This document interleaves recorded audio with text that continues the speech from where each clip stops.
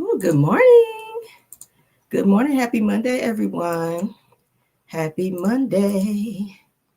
We are here for another live child. Happy Monday to you all, guys. Listen, I'm still waking up, as you guys may know. Let me get my tea, child.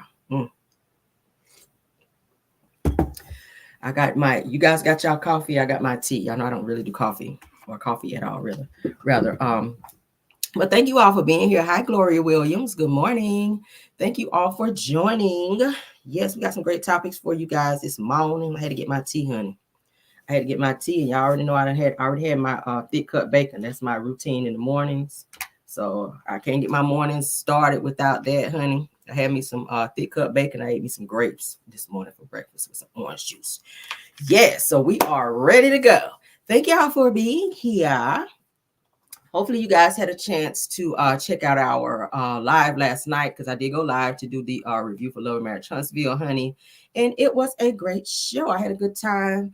And I hope you guys did as well. Don't forget, if you didn't get a chance to check it out, go on over there and check it out, honey. And after this show, of course, and hit that like button on that. Thank you guys for being here. I see you guys here. I see you all. Good morning, and happy Monday. Hopefully you guys got your coffee and your tea and you're getting or got where you need to be this morning.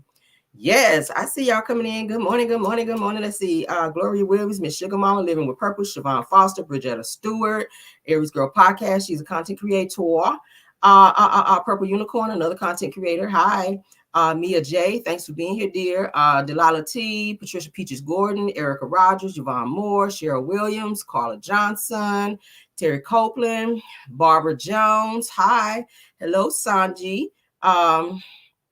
Hi, Lizzie. Love covered me. Hi, Miss Sugar Mama, Kim Jones, Henry Lee, Shonda Allen, Essex Tender One. Hey, my mom Linda Gamble is in the house. Thanks for being here. Lucille Greer is here. Ty is here. Belle Wilson, another one of my moms. Thanks for being here.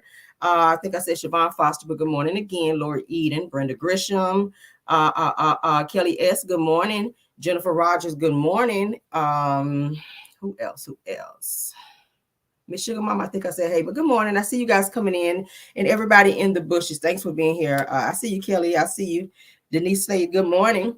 All right, let's get started. As you guys can see going across my screen, everything said in the video is alleged and in my opinion and is used for fair use and entertainment. I see you, Maria Perry. Good morning. Let's get started. Ooh. All right, y'all. Phaedra, honey, Phaedra is working on her next storyline, because y'all know she always got to have a man child when she come on the scene.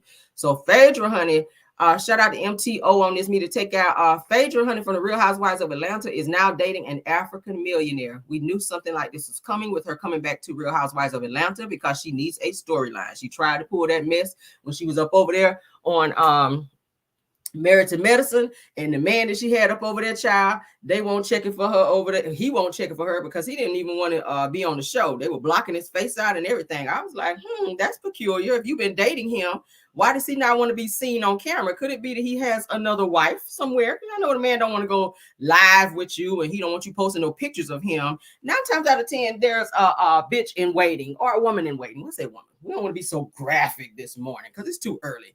But y'all know what I mean by that. If a man is feeling the type of way he want to cover up and don't want to be seen with you right quick, then that means he probably got somebody. But Phaedra child is out here that says that Phaedra, honey, is dating an African million. They gonna learn from these damn Africans. Look at Portia. Look at what Portia's dealing with. All right, keep on with these damn Africans. Look at what Nene keeps dealing with that fool she messing with. Okay, and he was married when she met him, and he was lying to her, and she's still going back and forth to him. He child of Africans must have that good. I don't want to know. So they're saying that the newest member of the Real Housewives of Atlanta cast, Phaedra Parks, honey, has a new man in her life.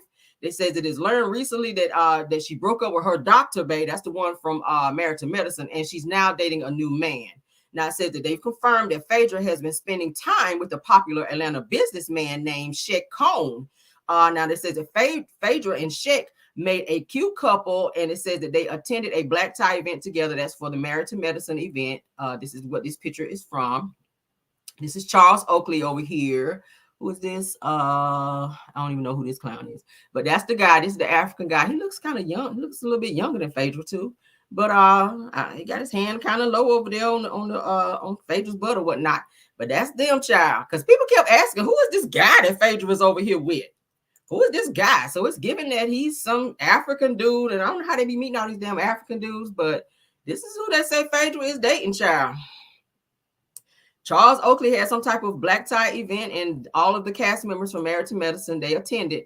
But that's Phaedra and this new African guy, child. So maybe this is going to be her storyline, because she did make a post on her Instagram saying that the new season of Real Housewives of Atlanta was going to be lit with a lot of great things that you guys are going to learn and or see this season. So child, maybe she's talking about this new relationship, and we'll see what it's giving, because Phaedra, she stayed with a new man all the time, every time, on every show that she's on. It's somebody else. Can you stay with somebody for once, and we see you guys make it at least a year? Because the other guy, you didn't even stay with him barely 3 months. Okay. Now, they said that Shaq was a professional basketball player overseas, but he since transitioned into being a businessman. That's what all of the Africans say. Nene's man say he's a businessman. Simon say he's a businessman. So a businessman in Atlanta, honey. It says, so what is his business? Well, it's not entirely clear. Of course. A scamming African, probably. That's probably what he is. All right. So officially, they said that he's the owner of a medical supply business and some type of car business. That's what they said. All right. Mm-hmm. He got a little man purse, too. You better watch that, Portia. I mean, Phaedra. You better watch that, Phaedra. He is carrying a man purse. Now, I don't fool with no man purse. And that's giving a little moist vibes right there. So, I don't know. Better see what's in that damn purse too. All right. They said he also seems to spend a lot of time on social media, looking for the next wife, talking about his success and flying around on private jets. Don't that sound like Simon? And telling people how they can make a fortune if they just give him some money. That's giving scam to me, girl. Phaedra, you an attorney now. You smart. You smart, Phaedra. You don't see through this. You don't see through this. It's giving that Phaedra like some scamming men too, because Paulo done been in prison twice for scamming. Now you don't went out here and got you a damn African who's on social media telling people how they can make a fortune if they give him some money. What that sound like? It's giving Ponzi scheme, maybe. I don't know. Allegedly. That it said that we'll let you judge for yourself. And it says here's a video of them hanging out doing business with some with some scammer Bando Kiva. Child. Now they're saying these guys are scammers, and look at Phaedra man hanging with him. I just said that, and I hadn't even read the whole topic yet, child. See what I'm talking about? You hanging with a scammer, you are what you hang around. We talk about that all the time, don't we? You are what you hang around. So you hanging with scammers, your ass is a scammer too. So that's what it's giving, child. So let's scroll back up so y'all can see this scamming ass nigga that Phaedra is out here running around all over Atlanta with, child. Phaedra, you too smart for this, girl. I wanted the best for you, but I don't know now. I don't know. Okay, you stay on the bullshit. But let's move on, child. All right, so this woman, I found this topic, which I thought was very weird. We're going to get on this and we're going to get off. And I ain't going to stay on it too long, but I thought this was very weird. So I'm going to talk about this because, shit, who been married this many times, child? At least you can find a man, girl. It's something you got going on over there. This woman said that she got married 20 times and divorced 20 times. So none of those relationships and or marriages work for you, sis? Child, let's get into it. 20 weddings, 20 husbands, and 20 heartbreaks. Her life reads like a tragic love story gone wrong again and again. The longest marriage lasted just 4 years, the shortest a mere few weeks. Na katikati yo wanaume yote paka ya 20 yote kufika nilipata ugonjwa wa HIV. Niko nayo na mesa dawa. Na hiyo dawa huwezi meza bila kukula. Yes, you heard that right. 20 marriages, and today she's still single. But through it all, one thing remained, a daughter who abandoned her, leaving her with the only family she has left, her grandson. Now, alone in a house filled with memories, she wonders, was it all worth it? What went wrong? And can she find peace in the life she has left? When I first heard her story, I couldn't believe it. So I traveled to Kibera, Kenya's largest slum, to meet the woman behind this extraordinary and heartbreaking story.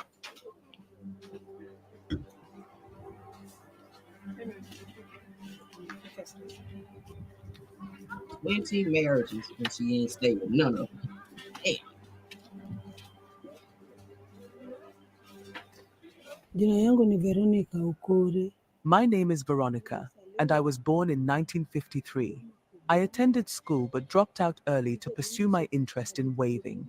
However, at the age of 17, I developed an illness that caused me to wander around the entire neighborhood through markets and other places.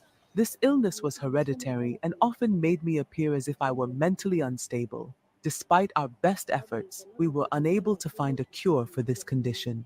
She find peace in the life she has left. All right, let's continue.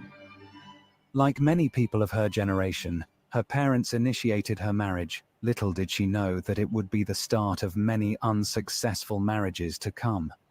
Baba akasema mimi asaniusa kwa hiyo kijana anguka. My father approached one of his friends and arranged for me to be married. He accepted the bride price. I had been away, but upon my return, I discovered that my father had found what he believed to be the perfect man for me. As of 1967, I would begin living with this man as his wife. However, the marriage only lasted for 4 years without any success in conceiving a child. This led to misunderstandings and finger-pointing, and he even resorted to physical abuse. Eventually, we decided to part ways.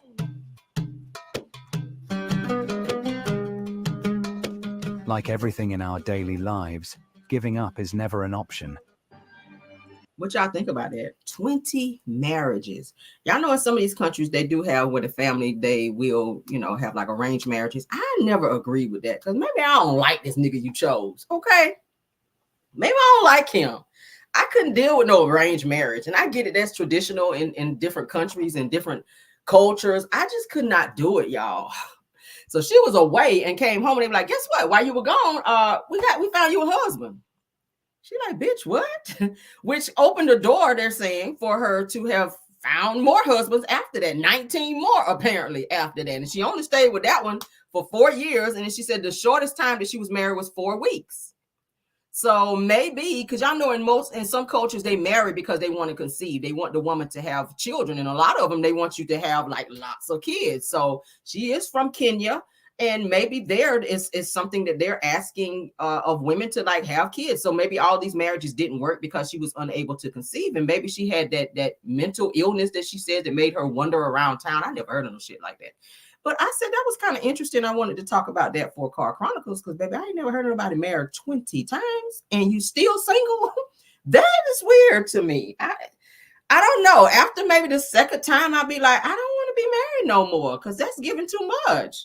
20 times. Can y'all imagine? Child, I take my hat off to you, baby, for trying. That's a lot of trying. But damn, 20 marriages, baby. You got to be in the Guinness World Book of Records, baby, because that's a lot of marriages. Okay, shit.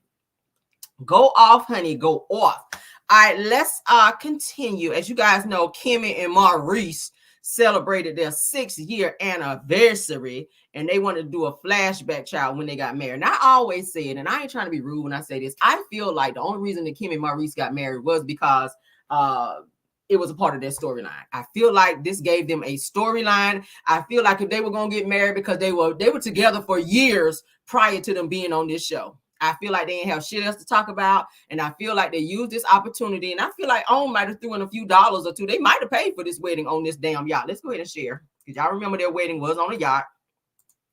I feel like if Maurice was so much in love with her like that, he would have married her before the show. Why wait till you get on the show, beginning of the show, as a matter of fact, and then use that as your storyline to have everybody come there, including Wanda, which I don't think they would have invited Wanda's ass had they not been on the show. But they just celebrated 6 years, and I'm hearing that Nell and Chris had some type of renewal of their marriage as well, because y'all know they've been married almost 30 years, child. But Kim and Maurice, they did share a post. This is on Maurice's page. I guess shout out to him because it is his page. Let's read what he said. He says that Kimmy says that you may not be perfect, but you're perfect for and to me. He said that God knew how things would work through our lives, and I'm glad that he's blessed me with the responsibility of being your husband. He says that I'm honored to call you wife, friend, lover, and teammate. It says that you complete me, does she? Love is all we'll ever need. That is what Maurice said to Kimmy. All right. Kimmy responds here in the comments, as you guys can see. Love you, babe. Thanks for holding me up when I couldn't. Said that God makes no mistakes, okay, till the wheels fall off. So she's saying she's going to stay with him till the wheels fall off, child, okay? He comes back and responds, says, thanks for being you.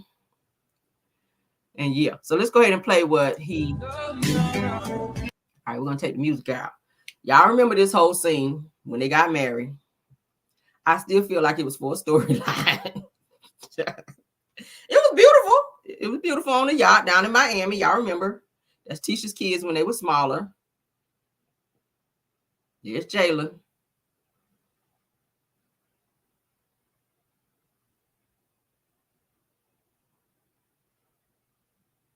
So they are celebrating 6 years of being married. There's Jalen walking her down the aisle.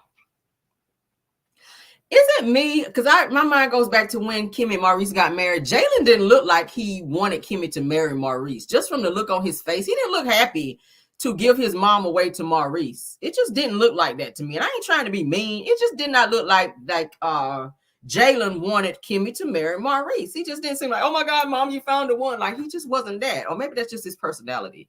He didn't look happy when he was walking her down the aisle and when he gave her over to Maurice. I remember that wedding. I was just like, child, but they did just celebrate 6 years, you guys. If Kimmy like it, I love it, because you got to live with him, child. If you want to deal with the Scott, that Scott trait, child, where they like to tell their women what to do and all that, baby, do what you got to do. Because you and Tisha have that same mindset. Y'all gonna do whatever y'all men tell y'all. I'm just not that strong, honey. I can't be with somebody who disrespect me in that way. But go off, honey. If it works for you, it works for you. Okay. All right. So let's move on. Let's move on to the next topic. All right. So we talked about this a little bit. I wanted to talk about it just a little bit more, and then we're going to move on. I found this on Destiny's fan page, and I don't think I'll get dinged for playing it from there. So let's get on with, this is what Destiny had to post. Then I'm going to get into what Melody was talking about, because y'all know Melody went live, okay? Melody went live on her TikTok, and she kind of cleared up some stuff. Y'all know Destiny was talking real reckless coming up in the next episode, because she's going to be touching down at the girls' trip in St. Thomas. She's going to be coming there, starting some shit, as well as trying to call Mel out. But let's go ahead and look at this little clip, and then I'll get into what they got to do with September. Me, though? I'm not Moses. September 9th is when y'all started dating. Mm-hmm. What was your last text about the hey baby? All the way up until October was the last time we communicated. Yeah. Destiny and Mel. Is there anything y'all feel like y'all need to have a conversation about? We have her talking and hanging out with Martell and his mistress. You and her were talking on the phone all the time like y'all were friends. Never. Yes, No, you were. never. You were trying to teach her how to respectfully cheat.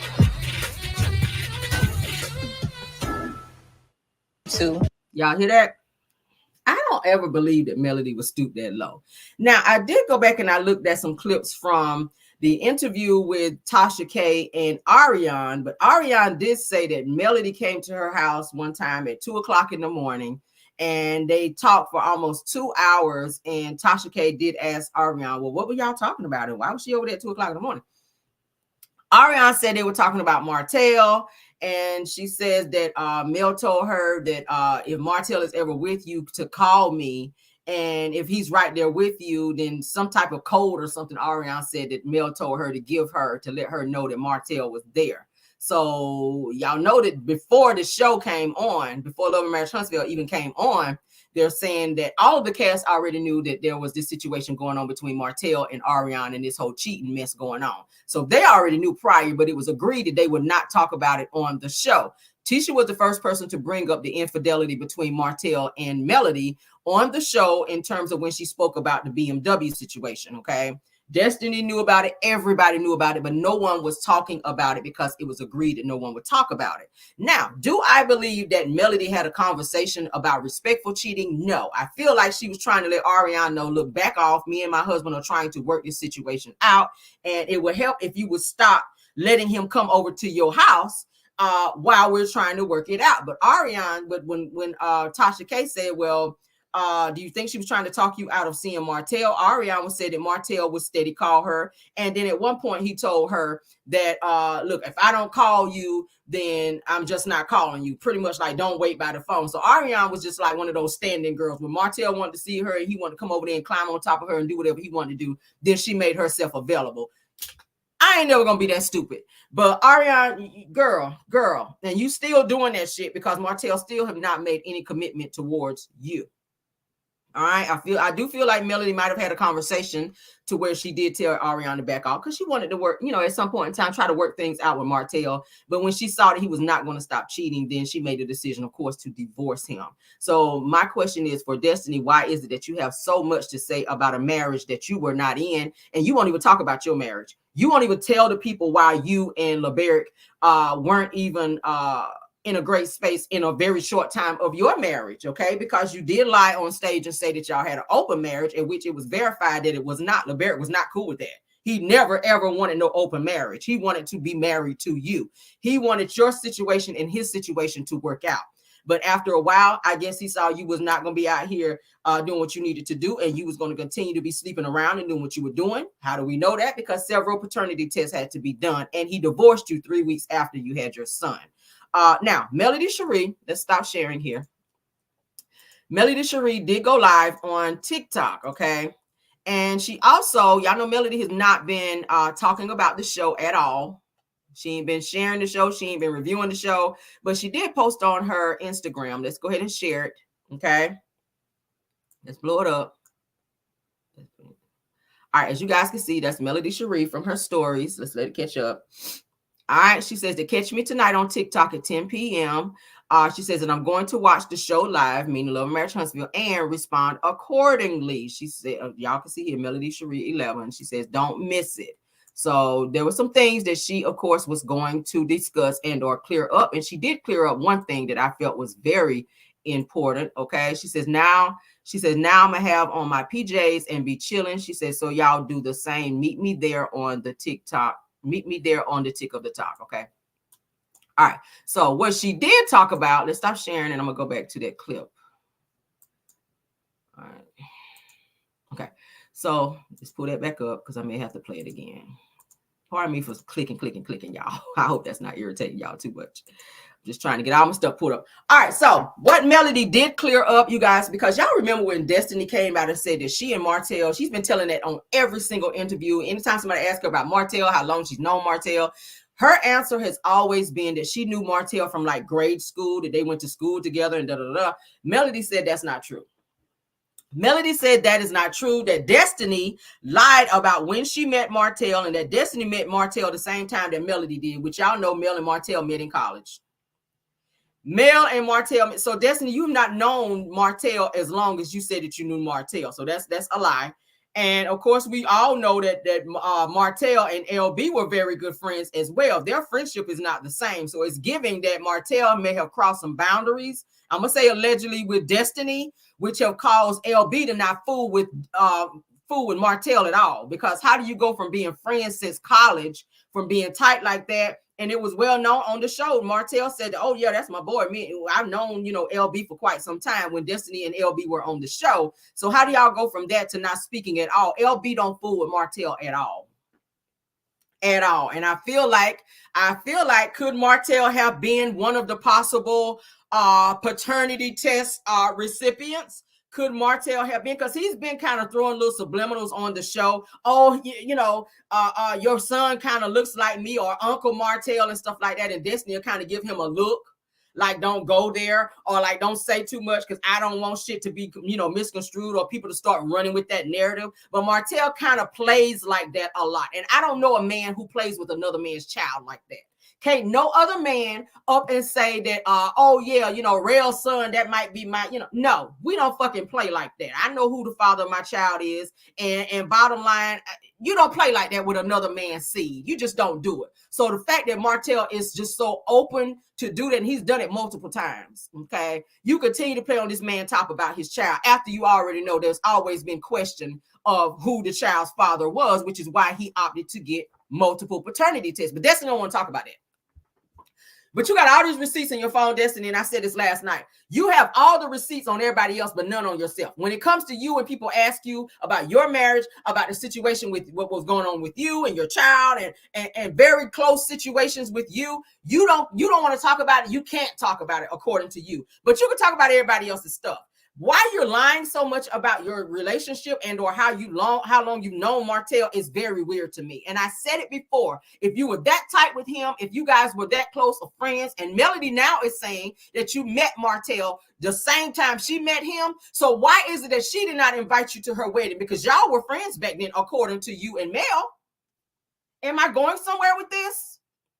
Why were you not at Mel and Martell's wedding if you were their friends? Because they had a nice church wedding and with a lot of people there, with her family, his friends, her friends. If you were a friend to them, why were you not invited? Could there have been something that Melody knew about you back then?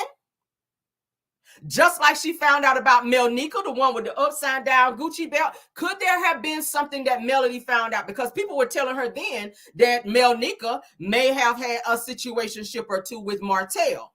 But that didn't come out until later on because Melnica denied it and then it came out. And all of a sudden, voila, we don't see her on the show anymore. But Destiny been kind of sitting on all these little secrets, but ready to spill other people's secrets. And bitches like that, I can't stand. Okay, I can't stand people like that. And I'm gonna call her a bitch because that's how she act. You feel like you act like you know so much about so much, Destiny, but when it come to your shit, you don't know nothing. I can't talk about it. Bitch, you can talk about it because you get in interviews and you want to be this abuse victim. You do. You real quick to want to talk about Mel's situation with Ariane now that you hanging out with that thirsty bitch. And you thirsty as well. That's why your ass is back on this season. And you ain't got shit to talk about but a married man who chose not to choose you. And we got to be one thou wow this morning. I can't stand people that act like that. And your only anger towards Melody is the fact that she stopped fucking with you, just like she stopped with Martell. You can no longer use her. And that's how people do. When you're not allowed to use them anymore, they get mad at you and act differently towards you and want to cause everybody else to not like you because they got put out, because they got cut off. Melody was giving you money to pay your bills, baby. So you shouldn't have this much anger towards somebody who's trying to keep your lights on. Let's snap on that. Okay. She was keeping your lights on. She was keeping your gas on. She was keeping food in your house. And now that we find out that the money that your ex-husband was paying, because you was staying in LaBerrick's house, yeah, y'all were married, but when he moved out, he was paying the mortgage, and you knew he wasn't going to allow his house to go into foreclosure, so you purposely took your money and was spending it on what you wanted to spend it on, that same trifling bullshit, because you knew this man was not going to see his house going to foreclosure. He going to go on to pay that bill. But what he was doing was adding that shit up on the back end like he did in court. See, you won't count on that shit, Destiny. See, you thought you got away with that. You said, I'm going to take this mortgage money, I'm going to fly my ass down there and turn up and live it up down there with Moses. And LB said, hold up. Wait a minute. Before you do that, I'm going to need you to show up in court because, baby, I'm going to add that on to the rest of the shit that you owe me. See, you were putting bills in his name, thinking you can leave him in debt, kind of like how Martell was trying to do. But even Mel got smart. Let's snap on that. Mel, so let me go on out here and file for bankruptcy and get that shit up off me so I can make a clean, fresh start and move the fuck away from him. And let me get you up off my businesses too. And then we're going to restart everything so you can't try to make no claim to anything that I got. See, Destiny felt like she was entitled because you felt you had his last name while you was out here humping around like Bobby Brown, but you saw real quick, didn't you? But you sit your ass at this table and you so sure about what you know about somebody else's marriage, but you don't know shit about yours. Oh, I can't talk about it. And I don't want my son to know about this thing. Your son is how old? Barely 5 years old, baby. He ain't got no internet. He don't be on YouTube. Just like you exposing everybody else, expose yourself. Talk about yourself and stop getting in interviews lying about the situation with Martell. Stop doing that, Destiny. Stop doing that. Let's play this clip one more time because I said it's the audacity of this bitch to sit up here, bring your ass on a trip. That Melody, you knew she was hosting it because Tisha told you. So you had the opportunity to say, no, I ain't going. But you brought your thirsty ass anyway because you couldn't have paid to go to St. Thomas if you wanted to. So this was a free trip for you, just like it was for Tisha and the rest of the ops sitting at the table. Okay? So when you brought your bald-headed ass over there, yes, I said it, because she irritates the fuck out of me. Y'all excuse me this morning. Y'all excuse me this morning if I snap off a little bit. Because I wasn't planning to go there, but Destiny sends me. Destiny, Martell, Ari, all them send me. Them hoes send me. All right. Let's go ahead and play this shit, y'all. What they got to do with September? And let's stop right here. Why you got receipts still in your phone from Moses when he texted you when y'all were messing around? Because he's married now. So why are you still holding on to text messages from all the way back in November, October of last year from a man who decided to move on and marry somebody else? Why do you need receipts on a married man? What are you expecting to get out of this situation? What were you expecting to get out of that, Destiny? Did you think that you were going to be able to break up their situation and embarrass Sonny to where she say, oh, he was still texting you in November and calling you, babe? Oh, I'm going to divorce him. Which you think that you could slide yourself on back in there? Because really the only reason you wanted to be with Moses for the dick and the dime. Can we be one thou wow? Can we be one thou wow? You were wanting the dick and the dime, more so the dime. That's why you want to be with LB. You saw LB. You saw, oh, retired military? He worked for a Fortune 500 company and he got a business? Ching-ching. You saw dollar signs and you thought you could play the fuck out of him, but you didn't know he was always a step ahead of you. See, LB is not the type of man of many words. He don't talk much, but he do much behind the scenes. And that shit caught up with you quickly. You wasn't expecting to be divorced 3 weeks after giving birth. You weren't expecting that shit. So you thought that you could still play on his top and still be sneaking and calling Moses and probably sneaking and seeing him. You thought you could do that shit. Let's play this. The fact that you're pulling up receipts on Moses to try to expose and or embarrass his wife, because you ain't never get that far, baby. That's wife. She got paperwork on him. I don't give a fuck how many receipts you got in your phone. If Moses dropped DEAD today, Sonny on everything he got, and you gets nothing but memories of the D. Okay, let's move on. I'm not Moses. September 9th is when y'all started dating. Mm-hmm. What was your last text about the hey baby? All the way up until October was the last time. She was happy to hurry up and say all the way up until October. Why the fuck do you care? Didn't you say you were dating multiple men? That means you got multiple men you busting it wide open for. Why you still pressed about Moses? Moses got that good. Moses got that good. I don't like to talk about no other man good. But I'm just be straight up. When a woman can't move on from a man, when a woman still that mad after that many months, Moses and Sonny almost married into a year. They are coming up on a year. This man was giving you the D. You are mad because all the things that you were getting from Moses when you were getting them, you are mad because you see her getting those things. So now you're holding on to receipts in order to try to break them up because in your mind, and you said it on the show, I can have him again if I wanted to. Really? Because Moses has already made it perfectly clear that you ain't the one because first, you don't know how to handle business. You like to be seen and or heard. You don't know how to handle your money situations, Destiny, and you ratchet as fuck. Okay, you do. You try to keep up with the Joneses. Everything is smoke and mirrors when it comes to you. He wanted a solid woman who knew about business that he could grow with, that's got that good, and that could take him somewhere in terms of him taking her as well. That's what it's about in a marriage. You get together and build together. He could not build with you. And it gets boring after a while to be broke and then having that good. Ain't nothing wrong with having the good, but when you broke, that shit don't hit right. It don't hit the same when you just getting that peen and ain't no money coming in. Can we be 100? When it's okay to get that good, but when you ain't got no money coming in with that good, things feel a little different at times. Because at some point in time, bitch, you got to pay a bill or two. At some point in time, you're going to be hungry. At some point in time, you're going to want to travel somewhere. I mean, damn, Destiny. Now you dating Nell Fletcher's son, and he ain't got shit either because according to his mama, she paying his bill. So you right back in that cycle of doing nothing again. You just want the deal. You want to be broke, busted down, and disgusted and looking crazy. Oh, I couldn't come to the tasting. That's what she told Kim. I couldn't come to your tasting. I was on a date. You should have been on a fucking job interview. That's where you should have been. Now you dating a brokey. You done been through the cast, kids, and everybody else, child. You done messed with Jalen, Kimmy's son. Now you on to the next cast member son. You on to Nell Fletcher's son. You gonna date her other son too? Thank God Mel's son Tank ain't old enough. You'd have been trying to date him too. So you thought you were gonna get in nail in them pockets.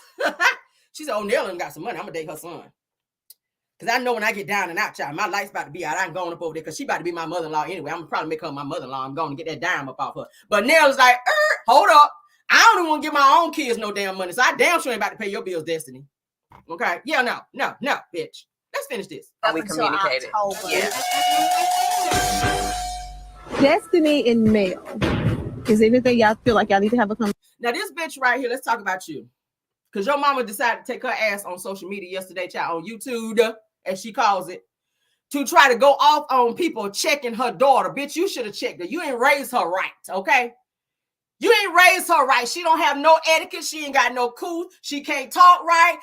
And she messed up in the head just like you, all right? You shouldn't be asking nobody about their marriage and about nobody speaking on and or fixing shit with nobody, Tisha, because you are a friend to no one. Let's be very clear on that. You are a friend to no one with your sneaky hating ass. Let's just go ahead and go there with you, Tisha. That's the only reason you wanted Destiny to come on this fucking trip, was because you wanted to have some backup whenever your ass decided to get messy. You wanted to come for Mel, but Shanita was on your ass and you didn't get a chance to. Y'all remember the table scene on this past episode. You wanted to. You were trying to be messy, but Shanita was chopping it down every time you opened your broke tongue mouth. Every time you opened your mouth, Shanita shut it down.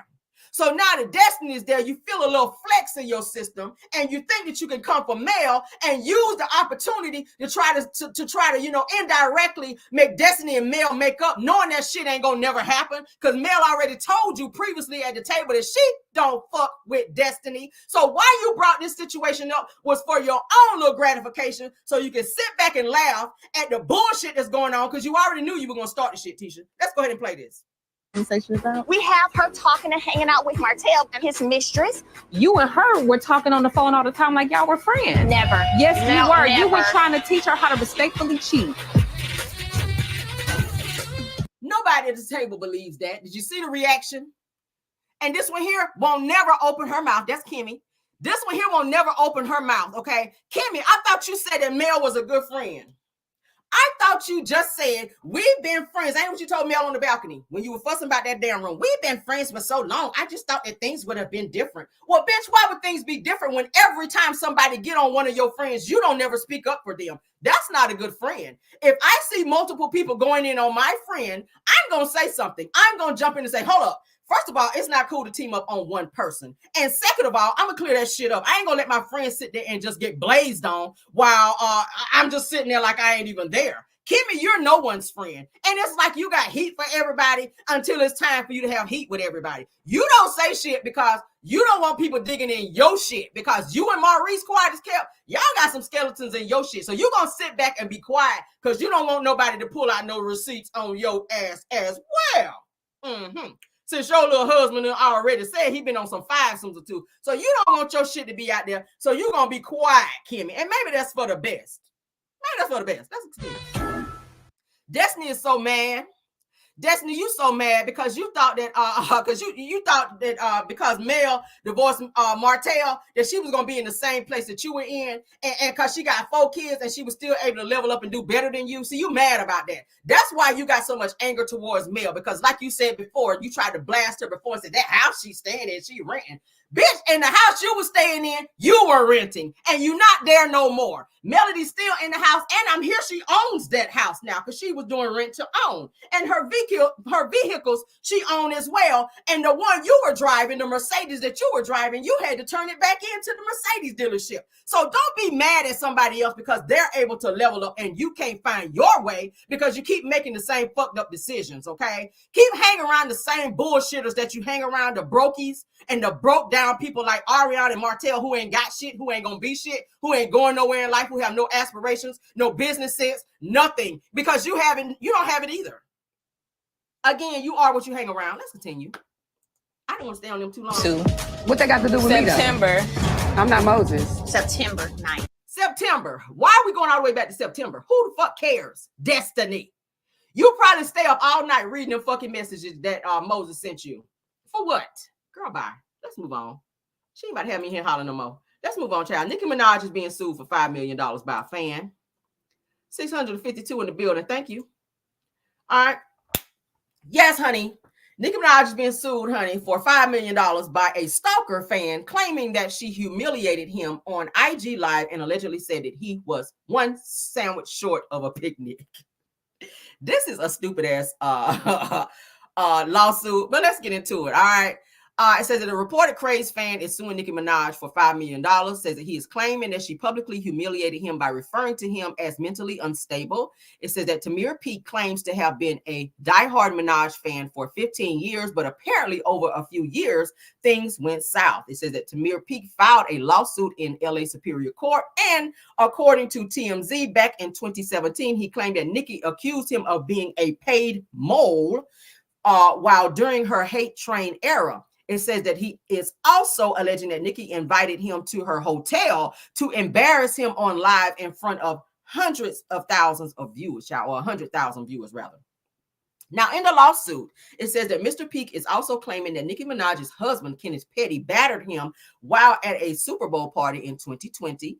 He alleged to possess direct messages referring to his situation from Nicki. It also goes on to say that in addition to this, that he claims that he was mentioned on the rapper's station head, accusing him of being one sandwich short of a picnic, amongst other things, and is also claiming that Nicki labeled him as a stalker who allegedly impersonated members of her team previously. Now, it goes on to say that Peak is now suing her for $5 million in damages for reputational harm, emotional distress, and financial loss. All right. Now, Nicki Minaj's lawyer did release a statement in TMZ, or to TMZ rather, shout out to them, claiming that this is all a shakedown for financial gain, and was quoted saying that Mr. Peak has been harassing Nicki on social media for years on end to no avail. Now, the lawyer also went on to state how Mr. Peak rather will be required to pay Nicki's lawyer fees when this is all said and done. So if he loses this case, Nicki is asking for the lawyer fees, at which she's gonna probably stretch it out some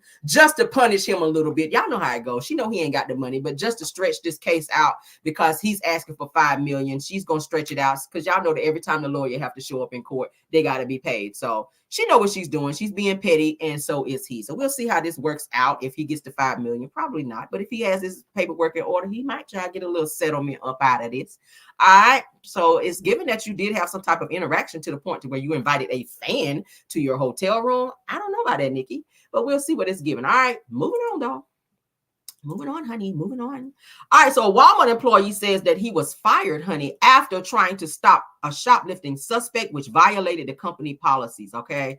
I always say, don't ever put yourself in those situations to where you'll be harmed at work trying to protect somebody else's stuff, honey. If somebody come up in there and try to ROB the place, baby, give them that shit. That ain't yours. That's what loss protection is for, honey. Loss prevention, rather.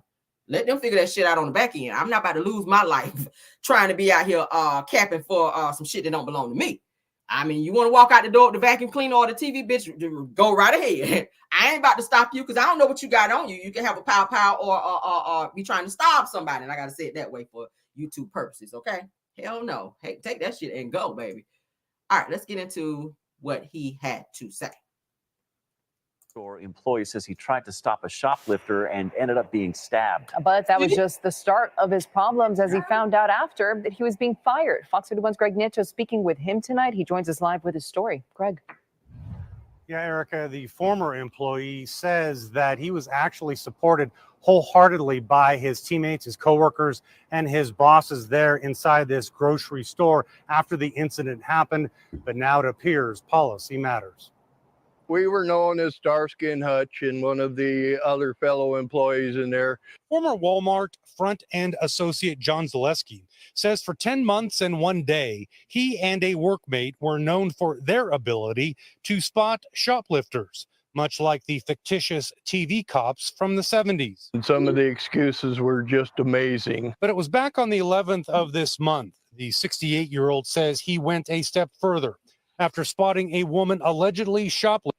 Former grocery store employee says he tried to shoplifting inside the Walmart in the 16,000 block of East Smoky Hill Road. For the first time, I decided to chase somebody outside the store. After initially questioning the woman inside the neighborhood store, he follows her and her purse into the parking lot and straight to the suspect's silver early 2000s Toyota sedan, as briefly seen in these surveillance photos. Zaleski adds that's when he spotted a second male individual on the passenger side.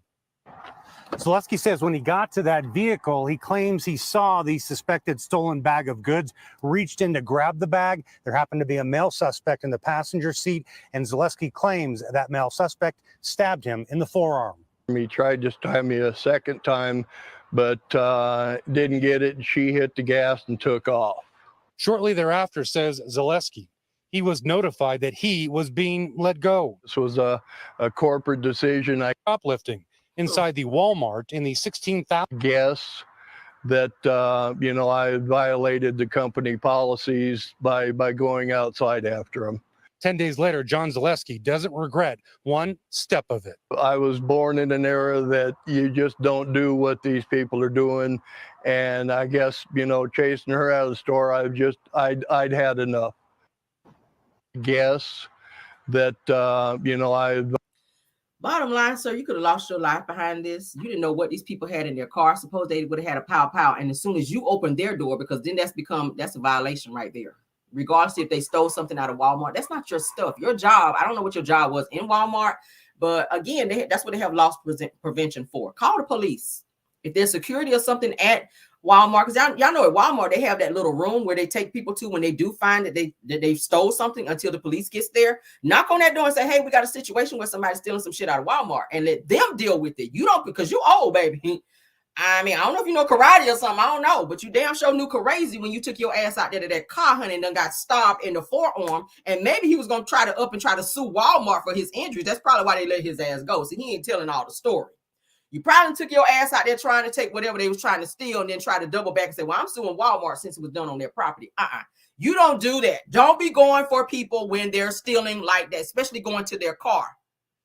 Now, if you want to hold a buggy while they're in the store or something, because I've seen people do that. If they're trying to go out of the store with a buggy, a buggy full of stuff. Sometimes people hold a buggy to prevent them from doing that. At least you're in the store with cameras and you're around others that can help you just in case some shit jump off. But to go to their car and then you see that there's a man waiting in the car. Obviously, this was planned. Obviously, they had weapons just in case, things didn't go the way they wanted it to go. And obviously, you were a victim in this situation because you got injured. And you could have literally lost your life over some products that weren't even yours. I mean, and Walmart didn't pay you no more money to take your ass out there to their car to go trying to retrieve their stuff. They didn't pay you for that. You was not going to get no raise to do what you did. I mean, do not do that. That's for anybody. If you work at places like Walmart, Target, or any of these places, and you see people stealing, report it to the necessary people and let them handle it. Don't put yourself in a situation going outside of your job to risk losing your job to want to be employee of the month. All right, let's not do that. I'm glad that he's okay, but that was dangerous, okay? All right, let's get into this topic. We may make this our last topic because Destiny done had me here fussing her ass out a little bit longer than I wanted to, okay? Yes, honey. Taking my damn energy this morning. All right, so let's get into this. I kind of touched on this a little bit. When is too much grief enough grief? All right. If you're married to someone, and I kind of did a little poll on my Facebook channel. If you're married to someone prior to the person that you're married with, let's go hypothetical. And you meet someone else, that person passes away, and you meet somebody else, and you're grieving over that person. You're crying and you're hysterical still because Trina was married to Gabe for some years prior to him passing away from cancer. I know he passed away from cancer. All right. So upon her meeting Vaughn, she was still feeling away, and her grief was, I guess, awakened again after her sister Tracy passed away. And her husband was saying he did not understand why she was still grieving the loss of Gabe after he's already gone. Like I'm your husband now. Why are you still crying over this nigga who ain't here no more? So it says that Trina's husband Vaughn opens up about how when Tracy passed away that he saw her grieve the same way as she did for her late husband Gabe and felt that she must have feelings for him, and says that it made me think, what am I doing here? Says that we were a year in and I didn't like any parts of it. Now, it's given that, first of all, Gabe is not here. So why would she still be in love with him? Like she want to go leave you and be with him. Gabe is no longer here. So that was kind of weird for him to say that. Maybe he felt that emotionally she was somewhere else. Well, sometimes when you lose a loved one or someone very close to you, it will awaken something in you, you know, from when you lost someone else previously that you loved. All right. She was very close to Gabe. She loved Gabe. She had children with Gabe. Gabe helped her raise her kids. They had a history. So upon her leaving Gabe, she met Vaughn, like I said, and then they wound up getting married. And let's go ahead and get into it because he speaks on this. I kind of disagree with his feelings on this.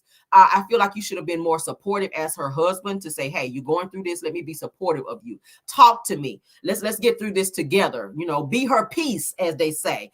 You're her helpmeet, meaning that you're supposed to help her come out of this feeling that she's in. Trina said she was going through a lot of depression during the time that she lost her sister. She was overeating. She had cranked up drinking a little bit more.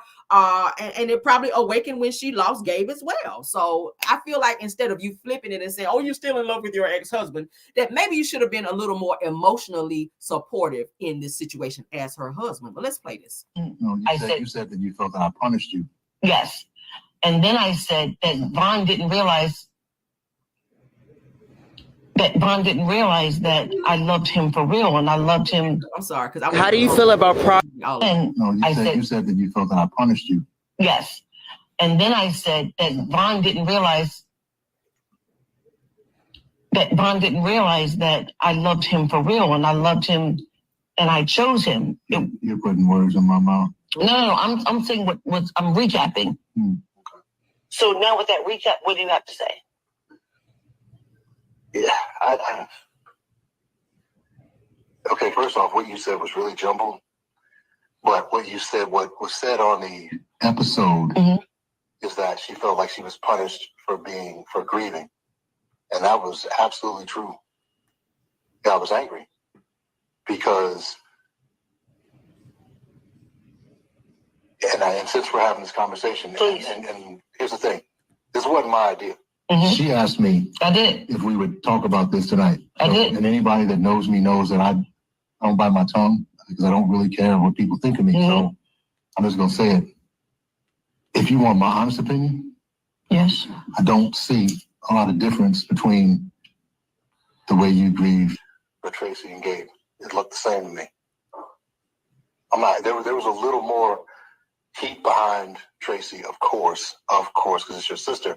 But it didn't, to me, and I have nothing to measure it against when Gabe died, so I didn't know anything, but I knew I didn't like it. Because to me, the grief seemed too strong for someone you'd had all those problems with. That's my opinion, because that's the way I look at the world. Now we had a number of conversations about it. We had a number of arguments about it. But it wasn't until Tracy passed and I had time to reflect, probably sitting, on a mountain somewhere by myself, and I'm like, you know what? Those two grievings didn't look all that different to me. And that made me angry. So to me, the grief looked like you still had real strong feelings for the dude. And which made me think, well, what am I doing here? And this is in the moment. We're talking in 2018. We were a year in when this happened. We were a little over a year in when it happened, but it just, I didn't like any parts of it. Now, you can't tell anybody how to grieve. Nope, I wasn't. I was just I wasn't trying to tell her you need to grieve this way. I was just saying, from my perspective, it just looked to be a bit much. And I felt that way then, and I feel that way now. But you have to do things the way you see. But I still felt like when you knew that when Bio Dad was absent and he didn't have any children of his own, and he was the one who raised and cared for her kids. Are you saying this for them? I'm saying this for you. But you can't say it for me, because here's the thing. I had no problem with that guy. There was no jealousy. There was nothing, because the moment you told me that he was sick, what did I do? The moment you found out that he was sick, you were like, I have these remedies. I need to, yes, these doctors I can help him with. Yes, absolutely. Got you on the phone with him and got him on the phone with him. Absolutely. So absolutely tell the whole story. But I am. But you didn't give me. I was. Yes, you weren't. But you took the time out to say what you need to say. So it was enough. Because your first thing should have been the moment that Vaughn found out, he went into help mode because I'll help anybody. So there was no jealousy or anything. I never had any. I didn't say that. No, I didn't say that. No, you did. That did come up in an argument one time. There was no jealousy. There was nothing. I had no ill feelings towards the dude. That came in my witnessing or watching the grieving process. That's when it became a problem. So look how she's looking at him like, bitch. You just gonna sit there? Oh, Wait, what do you mean? I don't like that. TV show host, and you're just letting dead space. You're not saying anything. No, it's not that I'm saying dead space. I'm allowing you to say how you feel because when I did say something, it was. But because you were wrong. And I can't speak for you. I can't speak for you. But there are a lot of people who are going through this type of situation, and they're going through it. Who's going through the situation? Somebody, because we are not exempt. We go through the same stuff that everybody else goes through. But this is but here's the thing. It was a unique situation because it wasn't a one-off.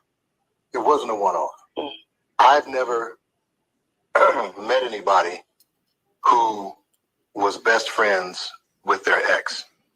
That was a new circumstance. I didn't even know that paradigm existed in the world. I had to deal with my ex because we had 3 children together, and I had to talk to her almost every day. And as the kids got older, that weaned off, And so it wasn't just that. It wasn't just that you were mourning him. It was the fact that you had an ongoing relationship with him that I couldn't process because I've never seen it. Now, just because I don't understand it doesn't mean that it doesn't have a right to exist. So I'm smart enough to know that different people do things differently. I'm just saying in my lifetime, I've never seen 2 people who were married, had a terrible divorce, and then became best friends. That was some new shit to me. That's all I said. And to this date, I still haven't seen it again. Well, we made better friends. You said that. He literally raised. He did. He's a good dude. Yeah, he literally raised the children. And he went to bat for those kids when nobody else would. He taught them how to be men when there was nobody else to do it. He was a good, solid human. My problem wasn't with that dude. It wasn't with him at all. Oh, you know what we're missing? We don't have the. No, you said that you felt that. This motherfucker right here. I'm sorry, y'all. How do you emotionally tell somebody how to grieve? It's given that you are emotionally abusive towards Trina, Vaughn. And I follow you, Vaughn. I actually had conversations on social media with Vaughn, like in the comments, like he'll respond if you say something, if he posts something and you say something, he'll respond. He gives, I see y'all putting there like he acts like Marceau in them. He does. He's very controlling. And I feel like Trina does not get to verbally express herself and he overtalks her. I don't like that because this is her situation. She's grieving. Let her tell you what she feels. The problem is, and y'all ain't getting through the shit, is because you won't never let her finish telling you how she feels. She can never finish telling you what's in her heart, what's in her mind, how she feels, because you're so stuck on what she's feeling when you don't really know because she ain't finished telling your ass. I mean, damn. How are you this high strung about a man who's no longer here? And my thing is this, Trina, I feel like you told Vaughn way too much about Gabe. Let him watch the show like everybody else and figure that shit out. I would not have told him intricate details about my marriage to Gabe, the problems that me and Gabe had. That ain't none of his fucking business because now he's using that against you to be able to control you in your emotions and how you should feel in that moment. And that's not his responsibility as your husband to do that. His responsibility is to help push you out of that grief and say, come on, baby. Let's not feel like if it takes you going to grief counseling, I'll even go with you to help you get through this, because that's my job as your husband. You don't sit there and judge her for how long she grieved. Everybody's grief is different. Some people grieve 6 months. Some people grieve for a year. Some people grieve for a lifetime. You don't put a timeline on someone's grief. That's so fucking irresponsible as a husband to do that. And the fact that Trina is sitting there, and Trina, that's not your personality.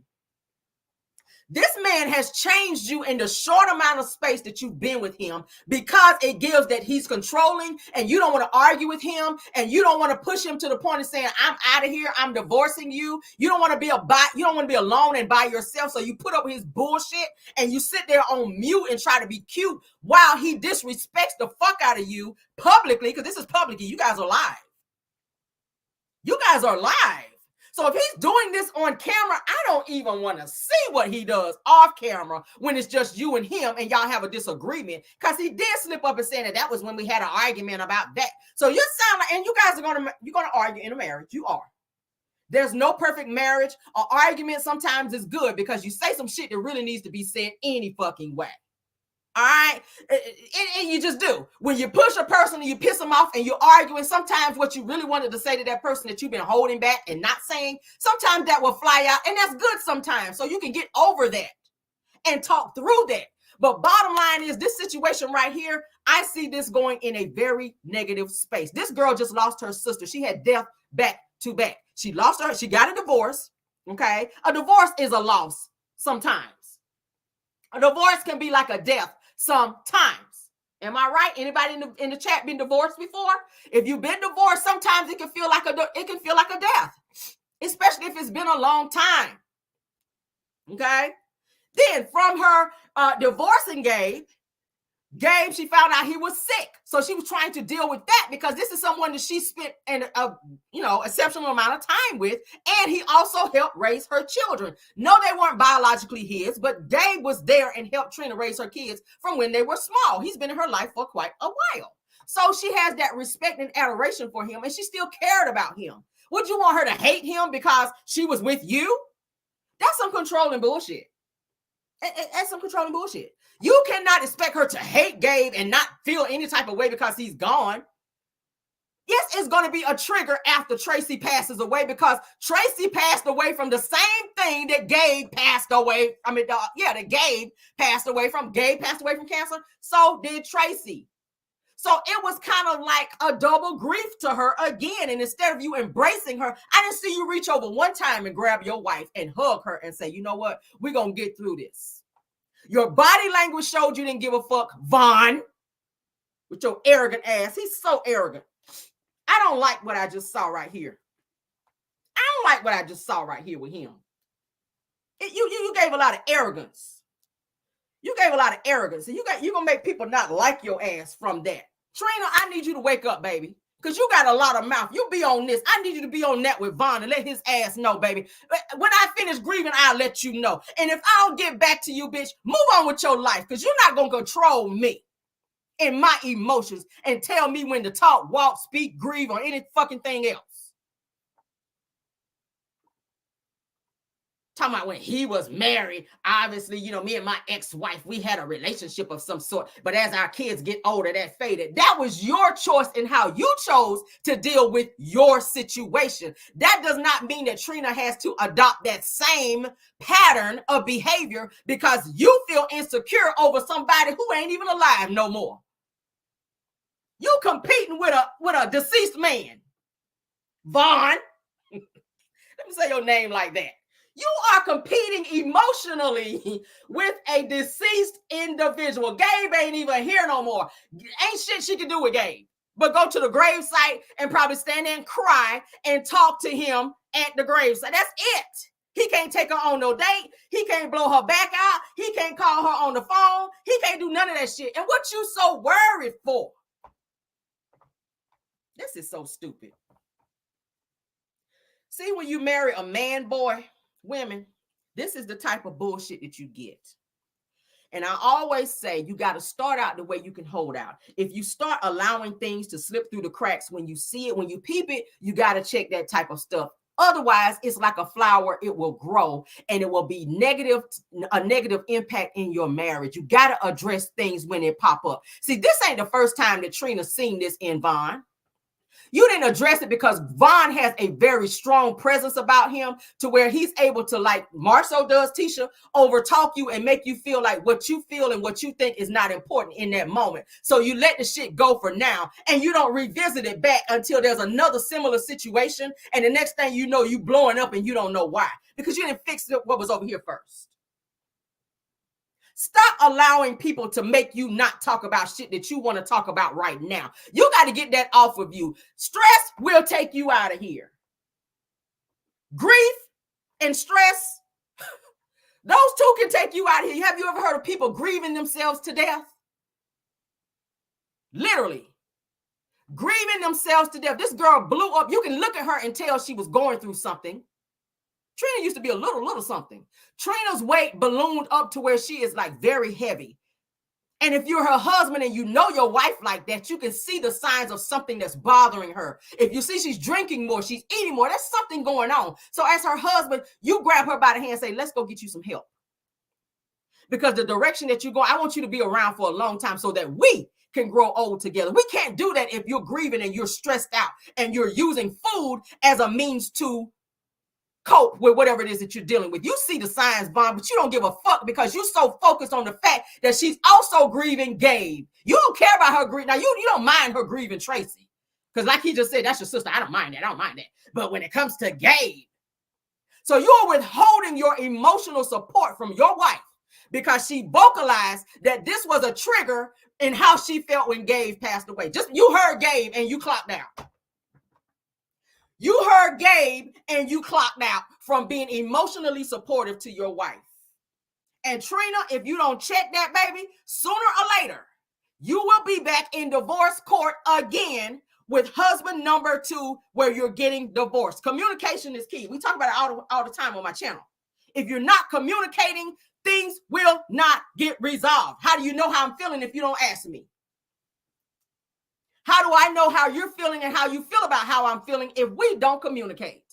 So at some point, put your pride aside and stop being a man boy, a Morse little ninja sitting up over there. Because every time she talk, your body language, I don't want to hear this shit. But she got to sit through and hear what you got to say. Boy, bye. Women, do not be with no fuckboy. That's fuckboy behavior. I'm sorry. That's fuckboy behavior. Get your shit together, Von. Teach Trina, if you're gonna stay married to him, it's gonna be some things y'all need to go through marital counseling and figure out why this motherfucker feel like he can tell you what to do. Okay, he do look like he way older than you. He do give daddy vibes, but he ain't your daddy. That's your husband. Like Kelly Price said, you ain't my daddy, you my man, bitch. You not about to sit up and control me in that way. Don't be with nobody feel like they can control you emotionally, physically, psychologically, or any other league. Hell, fuck no. Let this nigga know, get your shit together or I'm gonna go ahead and divorce you too. Because that is also another issue on top of the grief that you're dealing with that's causing you to overeat and everything else. He's adding to your stress. But that's it for today, guys. All right. I done yelled, I think, enough this morning between Destiny and damn Von. Y'all done sent my damn pressure up in here. I need to see my damn counselor after this live. But thank y'all for being here. Let's stop sharing, child, because I don't want to look at you, Von, no more. Okay. I'm tired of looking at you, Von. All right, but thank you, Belle Wilson, KVR, Tyra, and Linda Gamble for modding for me this morning. Thank you, True TV Podcast. Thank you so much, Purple Unicorn, Aries Girl Podcast, Dear Reed Talk Show, Messy Hoes Atlanta, Girlfriend Chronicles, and Love Seen Hers. Thank you, Content Credits, for being here and supporting the channel this morning. We got 708 in the building. Y'all better come on through here. All right. Love you guys down. Y'all said great show. I appreciate it. All right. I'll be trying to pull some great topics for you guys. And I get in here, child, and y'all know I get so passionate about some of the stuff I be talking about. But I mean it, child, from the bottom of my heart. Do not be with no man that control you and your emotions. You do matter. Your emotions and how you feel do matter. Okay. And if the person is not making you be the very best that you can be, get rid of that nigga, because the goal is to be happy and live happily ever after. That's what the vows say. I ain't shit happy about that. Okay. But thank y'all for being here. We will be back later on for our pop-in video. Okay. Again, if you didn't get a chance to check out our review for Love and Marriage Huntsville's last video, I think it's season 8. episode 14, I think it was. Yeah. So if you didn't get a chance to check that out, go ahead and check that out and hit the like button and run it up on that. Also, if you've been watching me for a while and you have not subscribed, go ahead and do that as well. All right. As you guys can see, it's lit over here. All right. It's lit. But thank y'all. Love you guys down. Enjoy your Monday. And I will see you guys later. Let's get y'all some music, child. So y'all can twerk on out of here. All right. Love you, love you, love you. And bye.